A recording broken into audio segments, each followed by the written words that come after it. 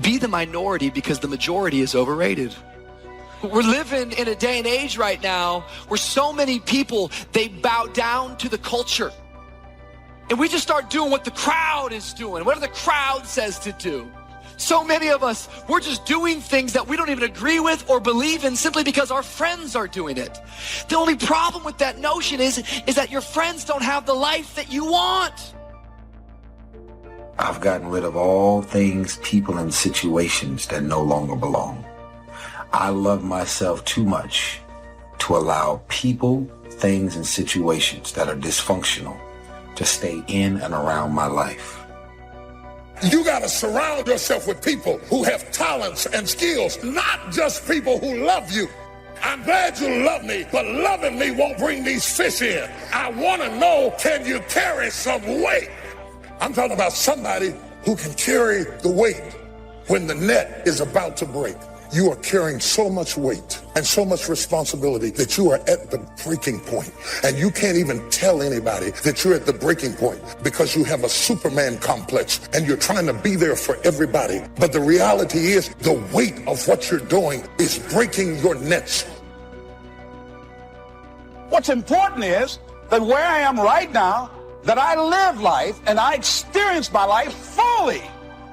See, if you go through life holding back, most of us, if we ask ourselves, have we done all we can do? Most of us will have to answer, no, we haven't. We've been holding back. We have ideas that we don't act on. We go through life trying to seek security and not coming outside of our comfort zone. Things we want to do, we're afraid to take chances, and we take most of our stuff with us to the grave. Because leadership begins with your belief. And your belief system determines your philosophy of life. And I'm saying that the fact that you're still here, that you're still breathing, you've got some more work. And you owe it to yourself. You owe it to yourself. So when you get up in the morning, that you can look yourself in the face and say, hey, I'm living my life on my terms. That's important. If every follower is a leader, who's going to follow? The fact that you ask that question is proof that you've been successfully convinced by your culture that only a certain group of people were born to lead while the others were designed to follow. Because you cannot see in your mind everyone being a leader. You have problems in your mind. You got to go through some things in order for you to get faith. You've got to have some life experiences under your belt so you can talk about how strong your faith is. Because if your faith has never been tested, you can't brag on how strong it is. Some people, you have decided to be on the receiving end of everything that these people want to dump on you.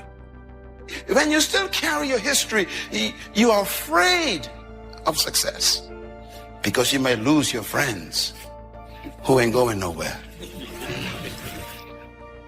Your attitude is so powerful. It creates your atmosphere. It also is a source of your natural lifestyle. And if you're going to change your life, you got to change your attitude. Your belief system is the source of your attitude. I don't love you more than I love myself. So to keep you around. So when you find yourself getting rid of all things and people, situations that no longer belong in your life, you clear out the clutter. And you don't always have to have a problem with somebody before you get rid of them. You just say, you know what? My life has a certain rhythm and a certain energy, and you just don't fit. So for all of us out there that are chasing after these big dreams and big goals, and we are making changes in our life to get better, all of us out there who know deep down we can do a little bit more in our life, I want to ask you, what is your definition of success?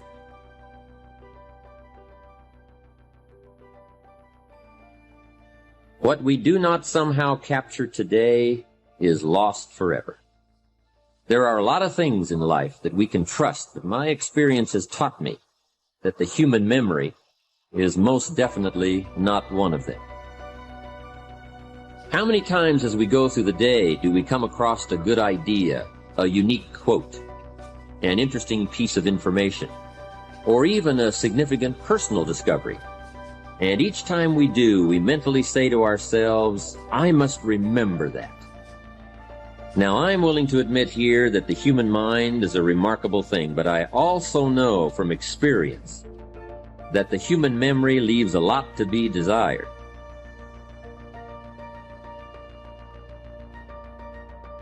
Success breeds contempt. You'll know you're winning when they start hating you.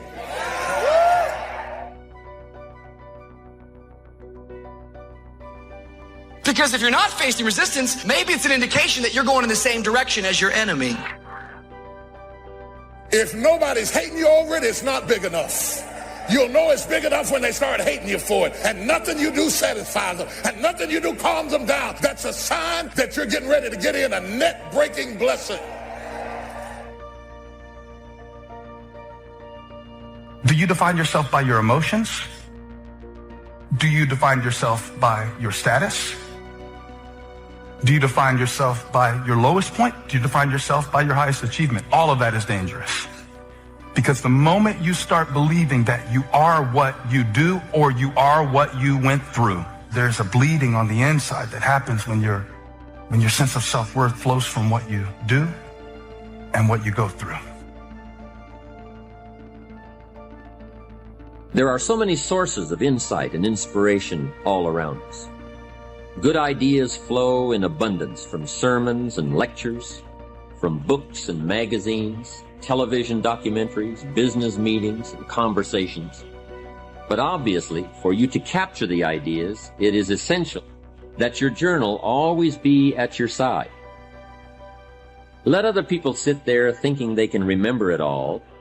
Let other people treat opportunity casually, but not you. I would ask you to treat it seriously.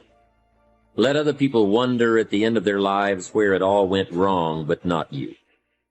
Let other people play while you work, fool around while you study, soak up the sun while you soak up ideas.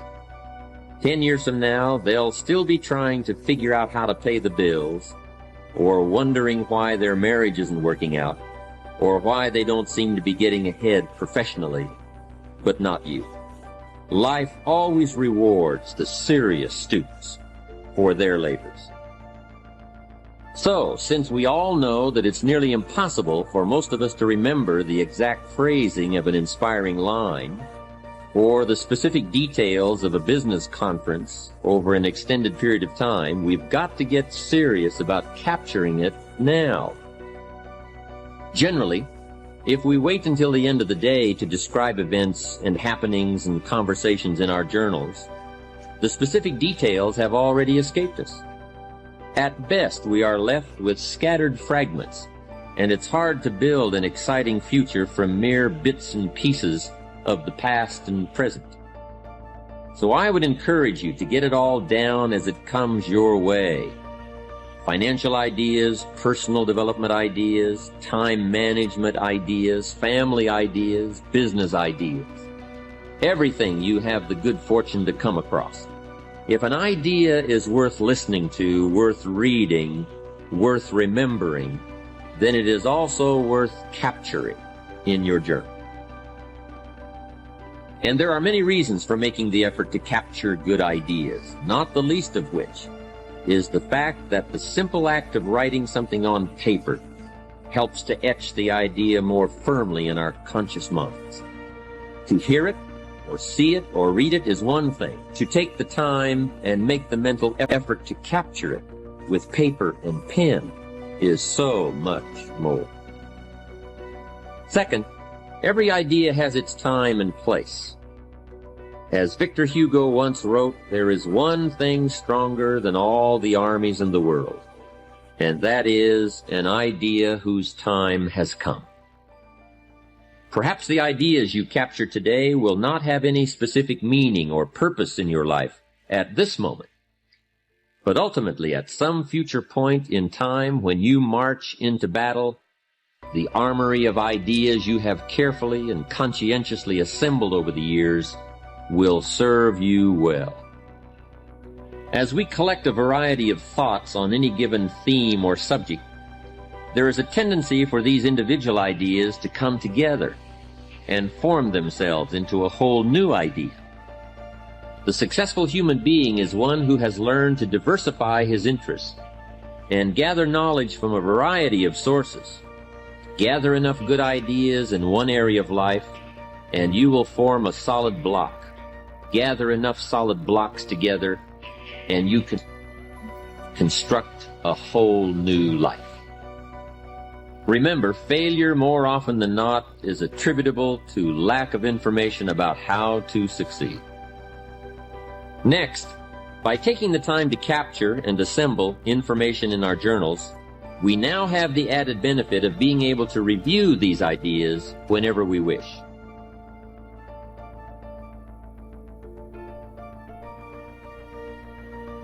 You don't have to run back to the library to reread the book you borrowed last year, or call a friend on the phone and try to reconstruct the conversation you had last month. If you've captured the essence of the conversation or the highlights of the book in your journal, it will always be there for you to refer to. And here is the key point. For your journals to have their greatest value, they must be frequently reviewed. You see, writing in journals is merely a way of capturing information, but it is by rereading our journals that we begin the process of translating information into practical knowledge about ourselves, our environment, our relationships, our businesses, our financial affairs, our dreams, and our own better future. I would strongly urge you to set aside a day each week, or at the very least each month, to review your recent entries. And then once a year, take all of your journals off the shelf and read them from cover to cover. What you read will probably make an incredible story of personal growth. You see, better decision-making comes from the better thinking habits, and better thinking habits comes from practical experience, learning both what to do and what not to do. Becoming a more effective thinker on paper is a sure way of becoming a more effective person in practice. As you continue to grow and develop, you will soon discover that last year's systems won't likely meet this year's needs. You see, one of the keys to success is flexibility.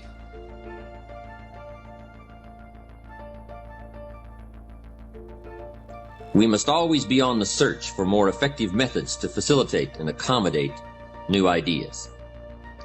But let's face it, in the beginning, the only thing that matters is that you develop the journal habit. Just one bit of advice, however, bear in mind that a journal should be capable of going wherever you go. A journal that requires more space than your briefcase permits, or more room than your desktop allows for you, more often than not, it will be left at home, gathering dust instead of thoughts, and cobwebs instead of observations. But let's get to the heart of the matter. Buying a journal is the easy part. The real challenge lies in filling it up. And that's what we want to deal with now. What should go into a journal if it is to have meaning and value in your life?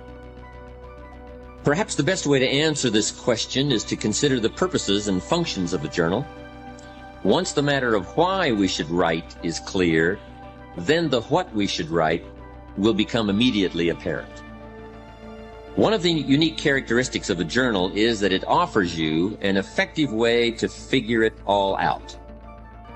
To figure out life, to figure out people, to figure out business dilemmas, and most important of all, to figure out yourself.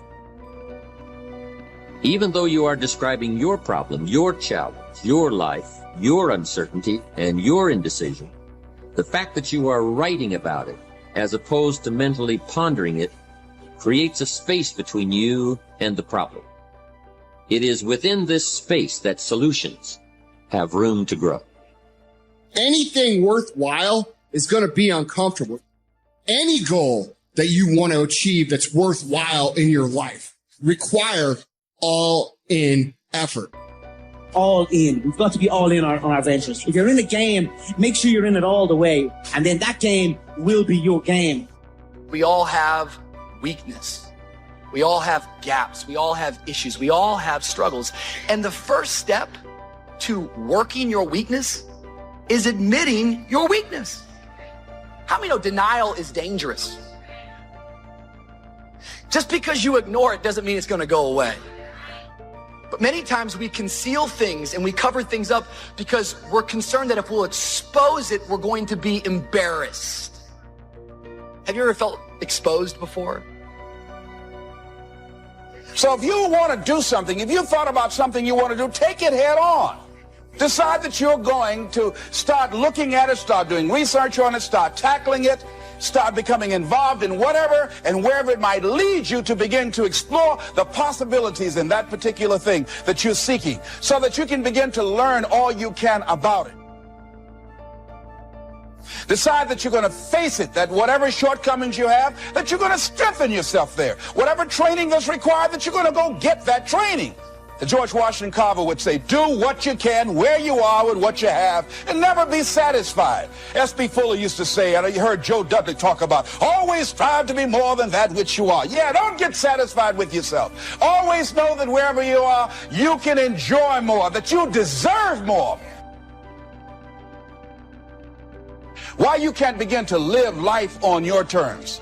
Always something there to block you, to keep you where you are, and keep you from beginning to develop your true greatness. Always some fear. How do we handle it? If you've been using the fact that you don't have enough money or you don't have the education, take it head on. Go get the education.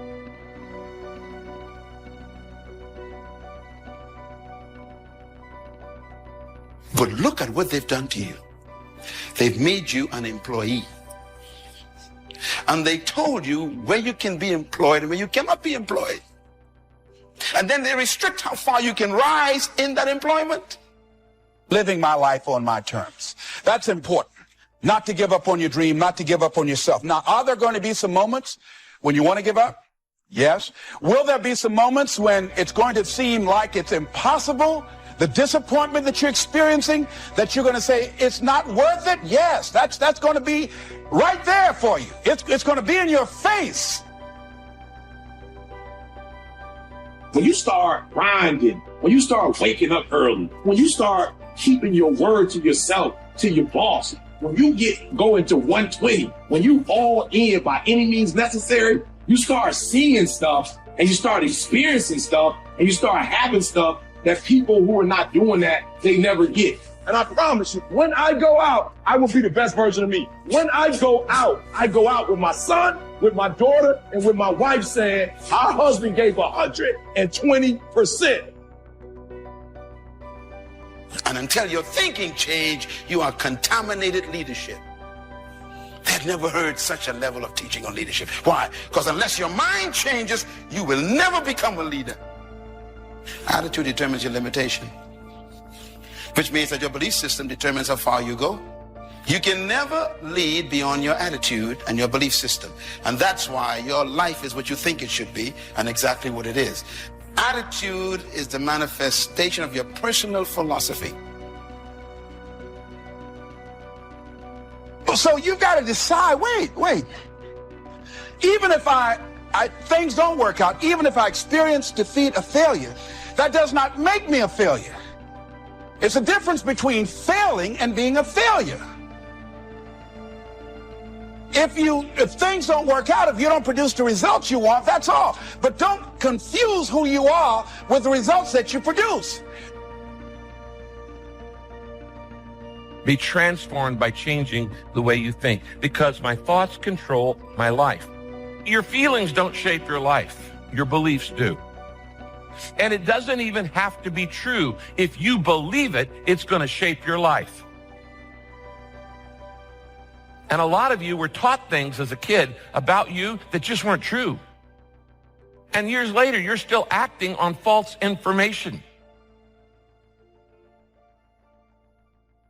The process of building self-confidence is actually very easy, believe it or not. Self-confidence is self-trust. Self-confidence is building a reputation with yourself that you keep your word to you, that you keep the promises you make to you. Somebody with self-confidence has a reputation with themselves that I do the things I say I'm going to do. Build your self-confidence, and the greater and greater your self-confidence get, it minimizes the impact self-doubt has on us. It's important because you have to understand one thing about the doubts and the negative thoughts you have about yourself. These are not your thoughts. You weren't born doubting. You weren't born discouraged. You weren't born thinking negative things about yourself. True leadership is self-discovery. True leadership begins with an individual discovering something about themselves. That's when it really begins. And you will never become a true leader until you are introduced to yourself.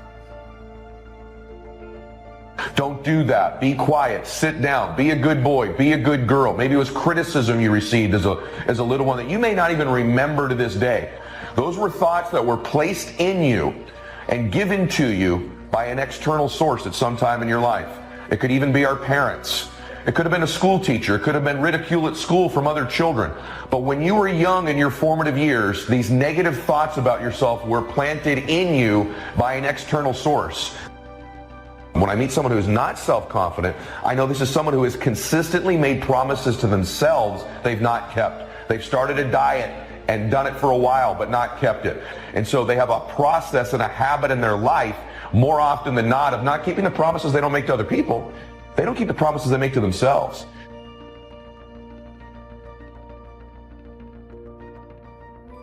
It's impossible for you to have continuous success without having self-discipline in your life.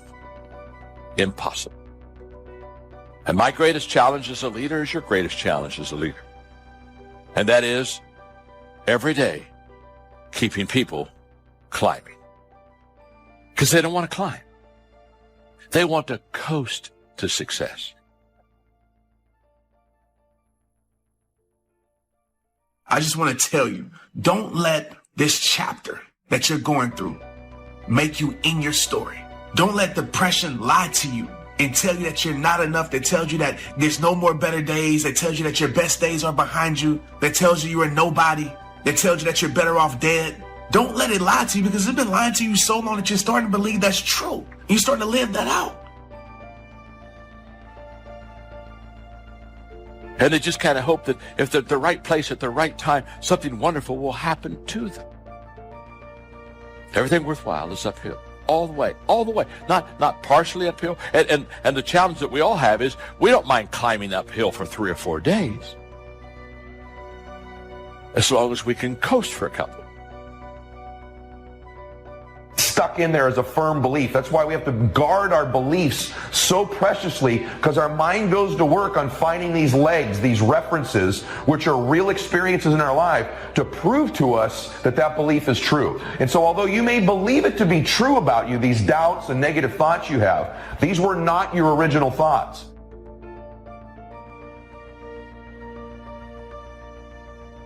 Of all the subjects we've covered so far and are about to cover, none is more important than covering the disciplines for success. What's at the core of achieving the good life? The major key to the good life. The major key is not in learning how to set goals. It is not in learning how to better manage your time. It is not in mastering the attributes of leadership. Every day in 1,000 different ways, we are trying to improve ourselves by learning how to do things. We spend a lifetime gathering knowledge in classrooms, in textbooks, in experiences. Now, if knowledge is power, if knowledge is the forerunner to success, then why do we fall short of our objectives? Why, in spite of all our knowledge and in spite of our collective experiences, do we find ourselves aimlessly wandering, settling for a life of existence rather than a life of substance? There may be many answers to this question. Your answers may be different than your associates or your spouses or your friends. While there may be many answers to this question, the fundamental answer is the absence of discipline. Applying all that we know. That's the key word. discipline, self-discipline. We might add one more word here, consistent. Consistent self-discipline. It doesn't really matter how smart you are or how much you know if you don't use it. It doesn't really matter that you graduated magna cum laude if you're stuck in a low-paying job. It doesn't really matter if you attended every seminar that comes to town if you don't apply what you've learned.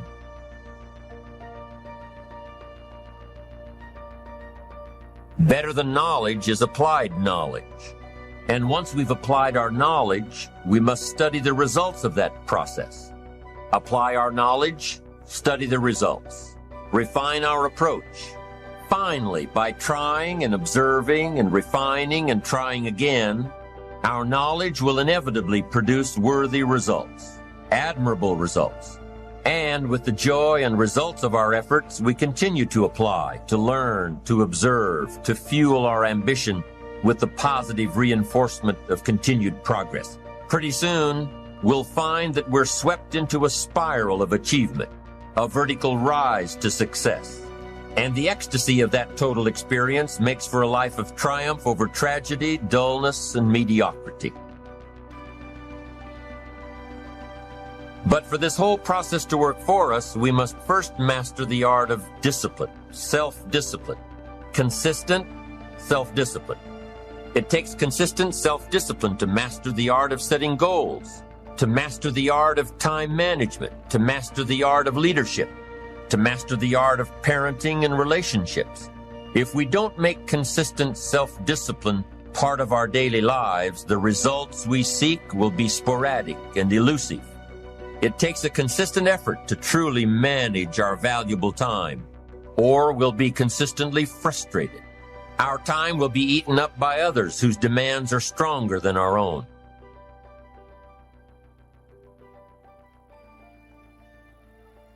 It takes discipline to conquer the nagging voices in our minds, the fear of failure, the fear of success, the fear of poverty, the fear of a broken heart. It takes discipline to keep trying when that nagging voice within us brings up the possibility of failure. It takes discipline to admit our errors and recognize our limitations. The voice of the human ego speaks to all of us. Sometimes the voice of ego says that we should magnify our value beyond our results.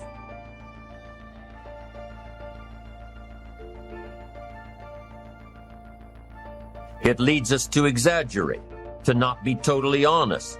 It takes discipline to be totally honest, both with ourselves and with others. Be certain of one thing: every exaggeration of the truth, once detected by others, destroys our credibility and makes all that we say and do suspect. As soon as a business colleague figures out that we tend to exaggerate, guess what? They'll always think we exaggerate, and they'll never quite hold us in the same regard again. The tendency to exaggerate, distort, or even withhold the truth is an inherent part of all of us.